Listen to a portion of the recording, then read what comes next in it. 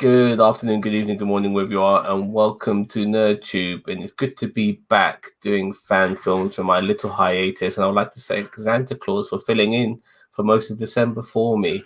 I'm here with Cousin Cheeto. How you doing, mate? Although it was a privilege and a pleasure to work with Santa Claus, Zam, it is good to have you back. He was just showering so much joy all over our faces during this whole month. It was just so happy to see. But I'm Yes, glad you're back. I heard about his big fat sacks of goodness. Mm-hmm.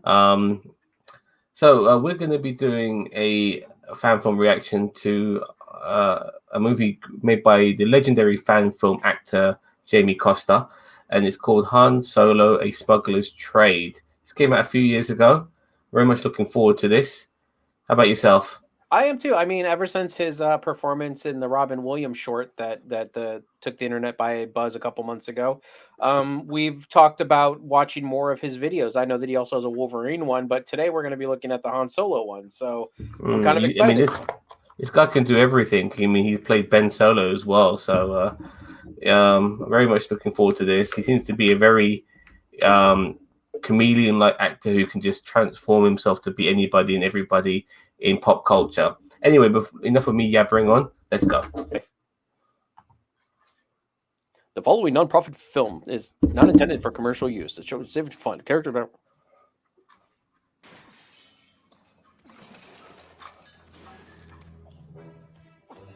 Blue milk. Yeah. Oh, Han Solo. At it again. Is that Dash Rendar? I have no idea. He's cheating at Sabak.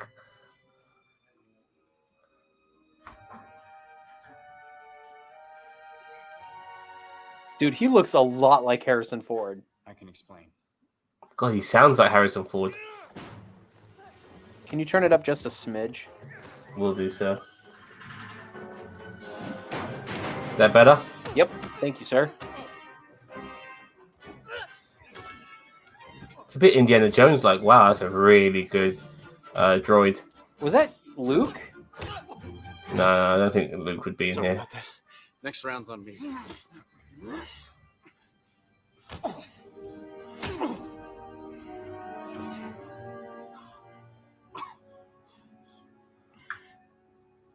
You've always been a cheat, Solo.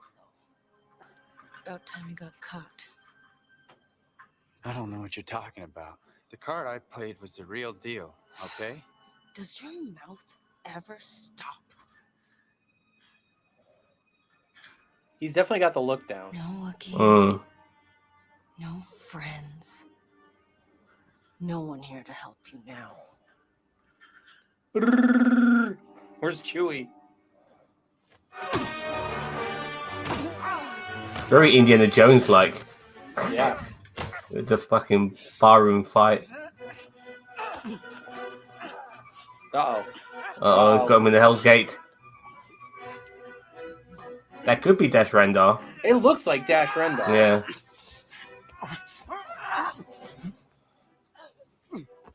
Hey, not so rough. Fork. Now, I cheat one time, and this is how you treat an old friend?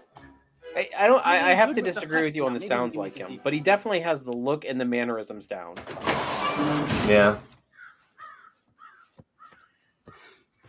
He got away with that one, didn't he?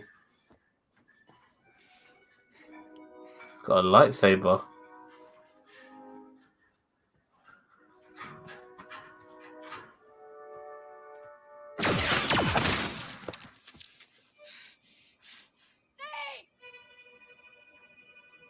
Oh God, is he gonna use it? Maybe.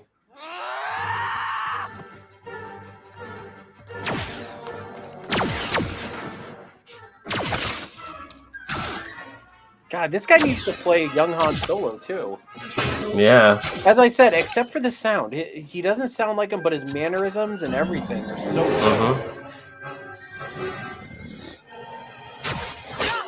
good. Ooh, missed shot.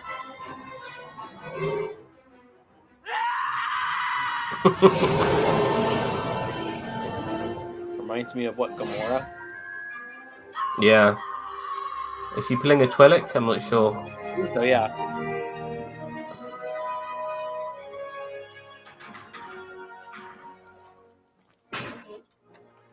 Man, I wouldn't be kicking that. I'll be keeping that. I think it broke down. Uh, I think. Maybe that's why he's kicking it. Tatooine's got a bit of greenery there. I assume it's Tatooine. No, it's Arizona tween. Yeah. Nevada tween. What was on that hollow? I couldn't tell if it was a Death Star or if it was just a I planet. looked like a Death Star at first.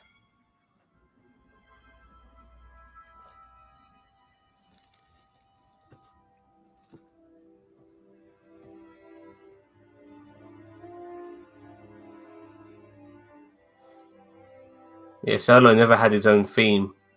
People always mentioned.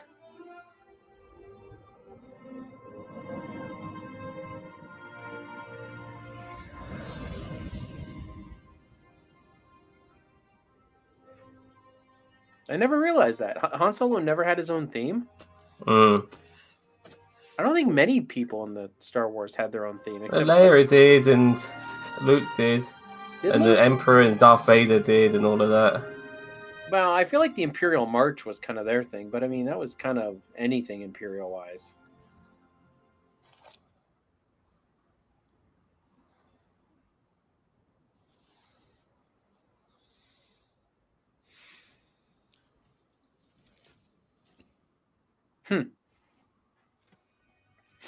Wow, that's amazing.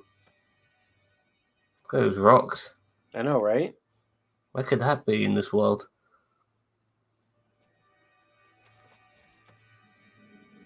Arizona teen. Unless it's CGI and they're just really good at it. Yeah.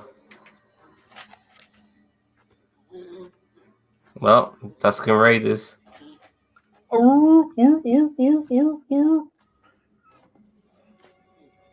They're wearing pink gloves.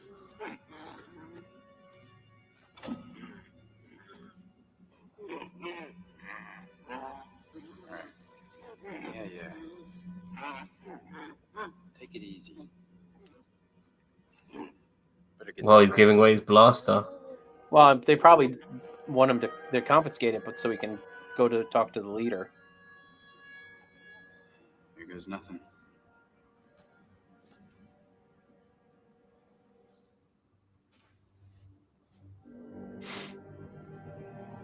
Chewie. Wow.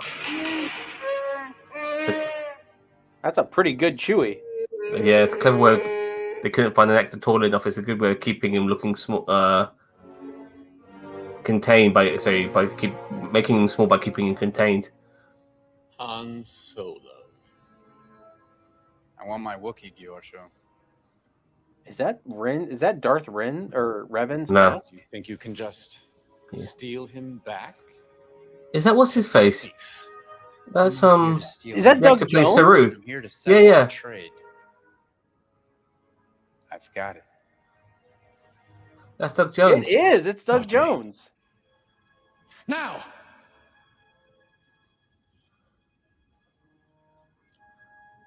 He's tall enough to play Chewie.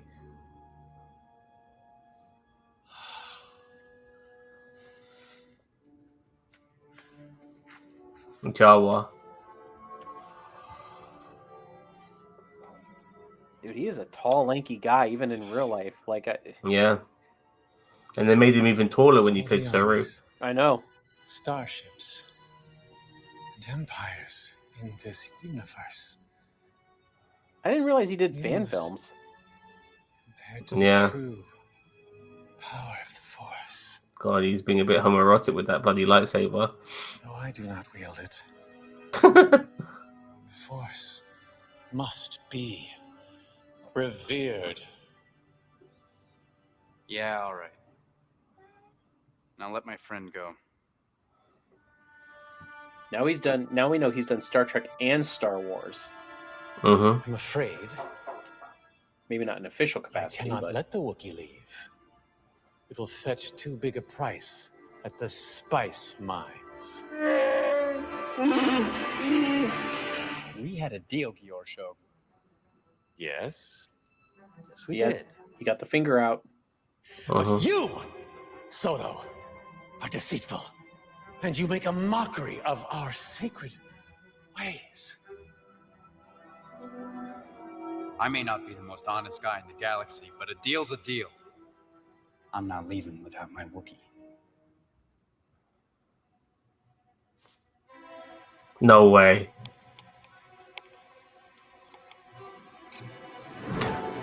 Oh, come on. I'm not sure how I feel about that. It's not possible. No, I feel like there's trickery. Yeah. Give me a minute, Chewie. Why did he deactivate it? Trickery. You, heathen. You can I'm activate no anyone Jedi. can activate a lightsaber. Why did he deactivate it? I said. Oh, My creatures will enjoy devouring you. Oh, Chewie with it though. yeah. I feel like don't know, there's Chewie. Just trickery turn it involved off. in that force. I wonder if he had like some kind of magnet or something Aim it on at it. the cage. Yeah, Chewie can use the saber to get out the cage. Those who do not believe get what's theirs. Solo. I believe in something too.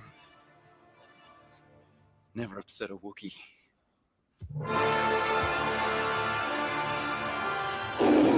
Oh,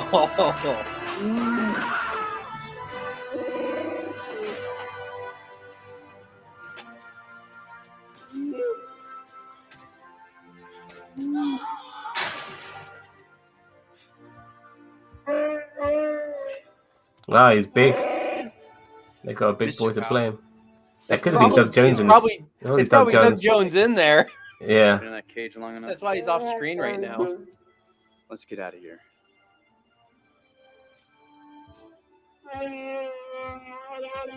No, I'm not a Jedi. You don't need the Force. You got a few tricks up your sleeve. See, Yeah, magnets, yeah. Fucking magnets, how do they work? Okay, let's go find a buyer for this thing. Yeah, maybe we can turn a profit. Oh, you can't have it? You'll hurt yourself and then you'll hurt me. Now we gotta go get the Falcon back. Yeah, well, it's a long story. Maybe later.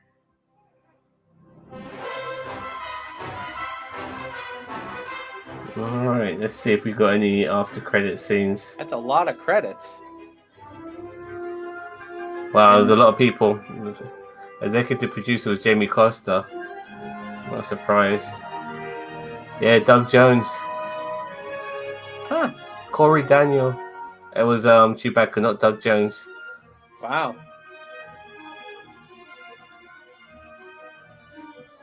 Wow, there's a lot of people in this. It's quite remarkable. It's almost a short film, like an official short film. They should have this Yeah. on Disney Plus, for crying out loud. Stunt coordinator. Wow. Visual effects supervisor. Well, you know, I'll play this.